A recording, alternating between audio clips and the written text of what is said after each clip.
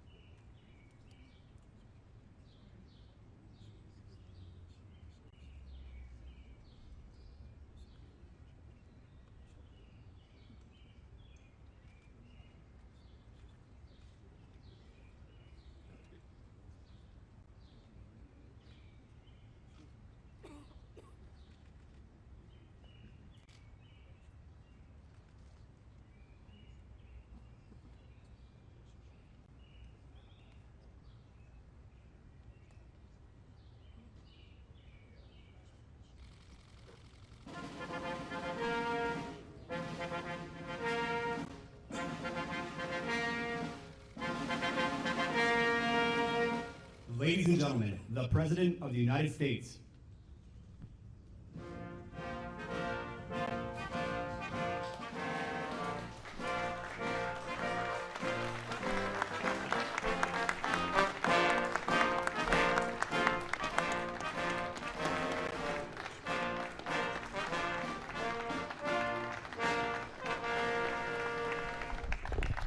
At ease.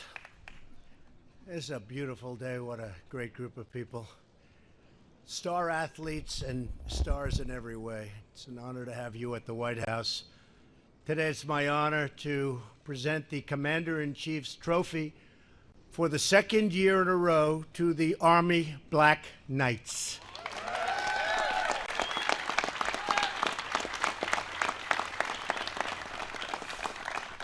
We're pleased to be joined by Vice President Mike Pence. Thank you, Mike. Along with West Point graduate and Army Secretary. Very good. Mark Esper. Mark, thank you. Thank you. Also, a man who has done unbelievably well for a long period of time, Army Chief of Staff, Mark Milley. Where's Mark? Hi, Mark. And Sergeant Major of the Army, Daniel Daly. Thanks also. Thank you. Thank you, Daniel. Thank you, Daniel. Also, thanks to members of Congress, Mike Conaway, Trent Kelly, and Steve Womack. Thank you, fellas. Thank you very much. Thank you. I especially want to welcome West Point Superintendent, Lieutenant General Darrell Williams. Thank you, Darrell. Great job. And General, I want to thank you for continuing the United States Military Academy's famous tradition of excellence. It is indeed excellent. And of course, we're thrilled to be joined by Coach Jeff Monken. Jeff, what a job you've done. What a job. What a job he's done. We'll be talking about it. Interim Athletic Director Dan McCarthy. Thank you, Dan.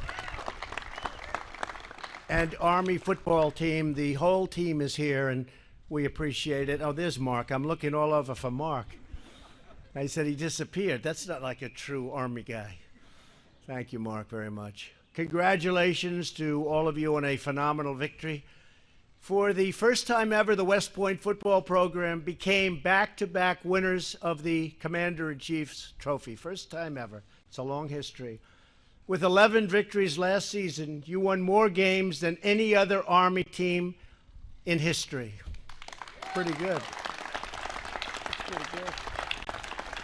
Over the last 2 seasons, you've won 21 of your last 26 games, and you now hold the second longest active winning streak in college football, trailing only a team called Clemson, the Clemson Tigers. Did you ever hear of that team?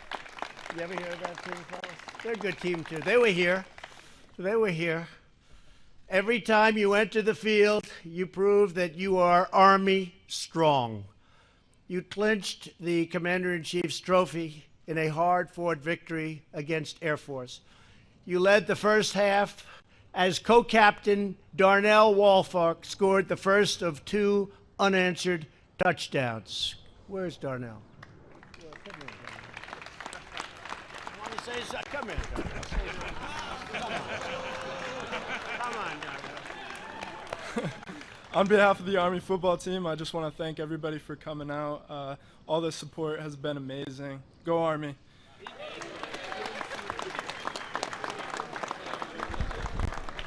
Good player.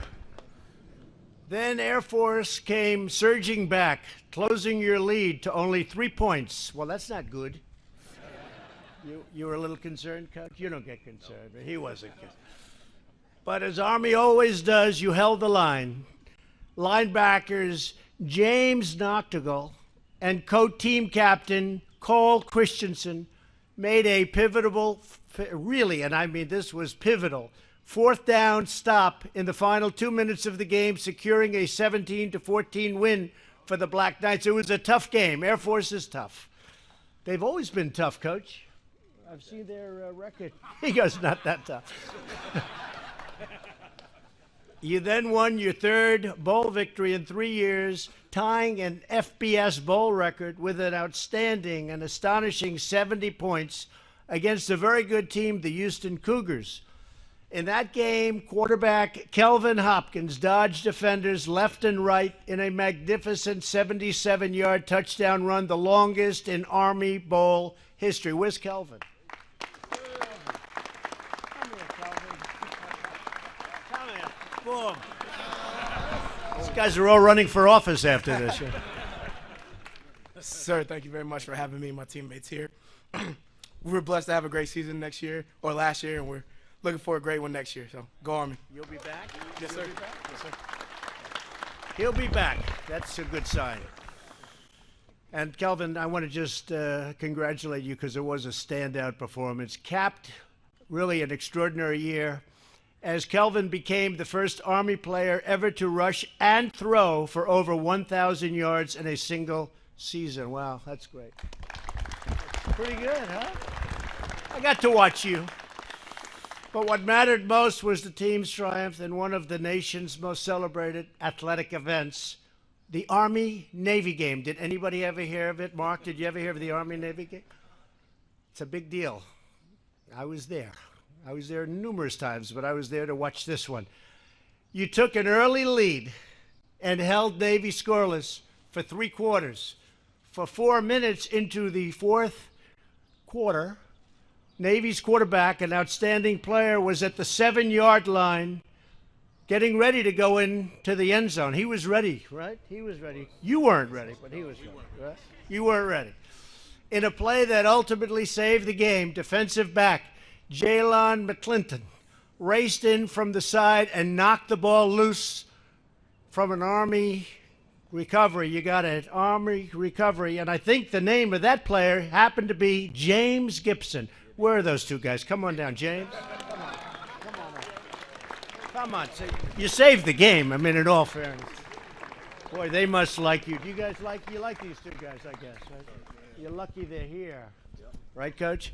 Say a few words. Go ahead, fellas. Just again, thank you for your support and thank you for having us here, Mr. President. You know, it's been a great opportunity to be here. Thank you.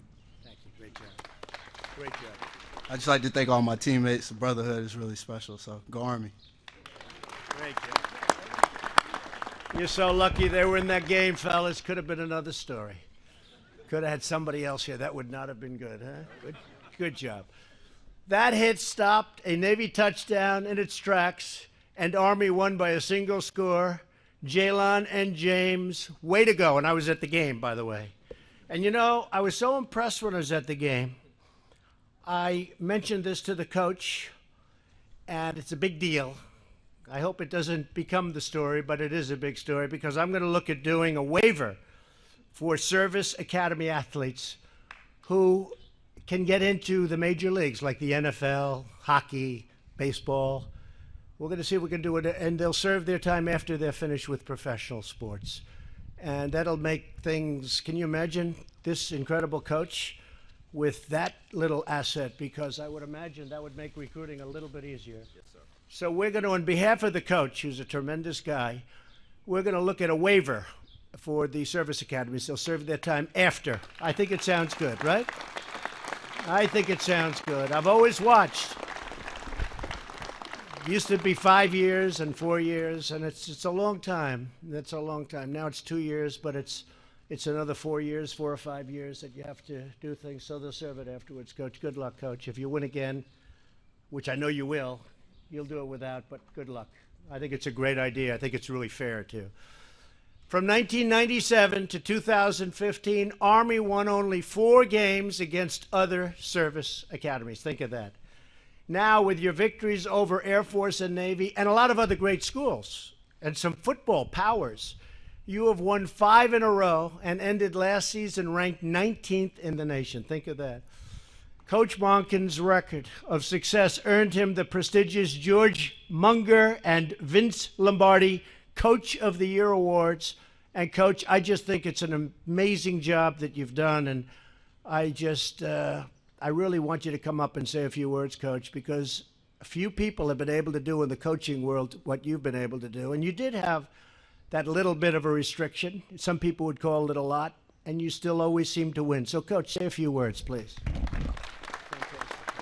I do my whole speech now or just a few words? You do whatever you want. Yeah, do the whole thing. Okay, very good. Thank you. Mr. President, on behalf of the Army Football Brotherhood, the United States Corps Cadets, West Point's Long Gray Line, and all of the brave men and women who proudly serve in the United States Army, the United States Army Reserves, and the Army National Guard, we thank you for inviting America's team here to the White House, to our nation's capital, once again for the second straight year to accept the Commander-in-Chief's Trophy, which we consider the most coveted award in college football.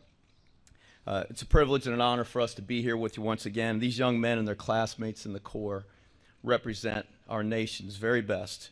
Their commitment to put country before themselves is what sets these men apart, and it sets them apart from common men. And it's the same commitment that they have to each other. Jalen McClinton mentioned the brotherhood and how special that is. There's just an incredible loyalty on this team and a commitment to serve this team, and that's allowed them to experience record-setting success in a program with an already unbelievable football history, the national championships and the Heisman trophies and the great teams that people have talked about. It's unbelievable to have a team like this join the history of Army football. It's a tough team, and these are tough players, tough bunch of guys. They fought their way to 11 wins, and as you mentioned, 21 wins in the last 2 years. Our 20-plus seniors have led a resurgence in Army football, but what makes me most proud is the commitment that they make beyond the field, the accomplishments still to come for this group of young men, as each of them will serve as officers of the United States Army. As most college football players prepare for upcoming seasons while earning their degrees, preparing them for a career beyond football, ours also prepare to fight our nation's wars. In a speech to our Corps, Army Chief of Staff Mark Milley said, "You came here to fight, and fight you will." I love that line. And just as this team fought this year against opponents who wanted to take their place on the victory stand, they'll fight against those who want to take what's ours as a nation and stand. These men, those that stand on the side over here, everybody in a cadet uniform, all their classmates back at West Point, they're going to stand in the gap between freedom and those that want to take it from us. And I'm most proud of that, of this football team and of our academy. These young men represent all that our nation expects of an officer and a West Pointer, the best of the best, warriors, gritty, determined, disciplined, resilient. These are the same qualities expected in a championship football team, and they are CIC, Armed Forces Bowl, the Lambert Trophy, and the national champions of toughness, what we call the last of the hard. Mr. President, thank you again for hosting this team and this incredible trophy. It's our great honor to be here as your guests on brave old Army team and beat Navy. Thank you, sir. Thank you. Appreciate it. Thank you very much. And I was telling some of the incredible talent behind me, we were taking pictures in the Oval Office right behind the Resolute desk. That's been around for a long time, a lot of great presidents. And we were talking about our country, how well our country is doing. And we've increased the military budget when I first came in from way down to $700 billion, Coach. $700 billion. You could do a good job with that. And then 716, and now it's even going up a little bit higher. We'll soon have the strongest we've ever had, even proportionately the strongest military that we've ever had. And our country, needless to say, is doing fantastically well. We're setting records, over 100 days of stock market wins, meaning the highest in history. Over 100 days we've had of stock market wins, and our unemployment numbers are the best in 51 years, and for certain groups, African American, Asian American, women is now 71 years, but the other groups, and Hispanic American, historic lows on unemployment. History of our country, the best we've had. So we're very proud to have everybody with us, and I have to say, as president, I have no greater honor than to serve as the commander-in-chief of America's Armed Forces. I'm very proud of it. I know that all of you are a great football team, but it's not only a football team. You're the future in the United States Army. So important. And I'm very proud of a man named Mark Milley, who's sitting right here, because he's done a fantastic job. And come here, stand up, Mark. We introduce you, but you don't like to stand up. He just likes to win. He doesn't want people talking about it. He just wants to win, right, Mark? Thank you, Mark, very much. I appreciate it. When you first entered West Point, each and every one of you pledged to serve our nation after graduation. You represented the best of America, and millions of your fellow citizens admire and respect you. And I just want to thank you all for your selfless commitment to this country. When he was superintendent of West Point, General Douglas MacArthur, who was one of the best students in the history of West Point, I always used to hear he was the single best, and I don't know how you do that, but he was a great student, a great academic, which a lot of people didn't know. He made athletics a mandatory part of the academy curriculum and set a clear goal. Every cadet, an athlete. That's what every cadet, an athlete. Some things you can't learn in a classroom, and at the United States Military Academy, you push yourself to the limit in body and mind and spirit because you play for more than a trophy. The lessons you learn on the football field will help you to lead on the battlefield. And hopefully we won't have too many battles because we're building a military so strong that nobody's going to mess with us. Nobody.